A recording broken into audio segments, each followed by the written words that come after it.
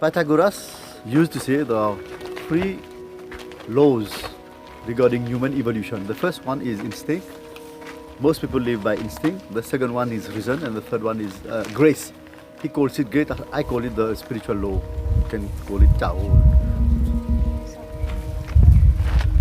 When you live by grace, you live with full awareness, no ego.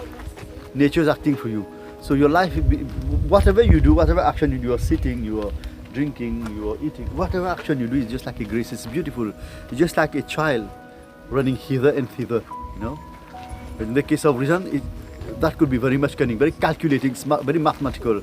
You know, as we here have to put a good face, you know, because everybody's looking at me, I'm speaking, so I have to be well dressed. So this is very calculating, you know, and it's like this in life.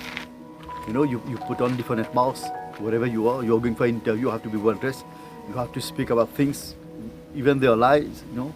So this is the law of people are dominated by the law of reason, by the law of the mind, by the law of cunningness, and then you have the law of instinct. Naturally, things come spontaneously, just like animal.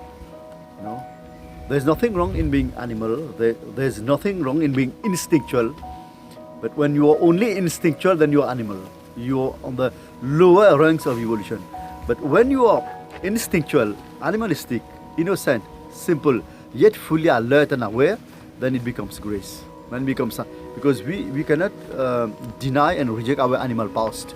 We cannot deny and reject our animal nature. We have it. Even if you attain enlightenment tomorrow, a trace of animal nature will be there, because you've passed through so many wombs.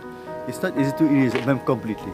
So you have to create a harmony and a balance in all these three layers of your being, the three aspects of being, the animal one, human, and then the divine.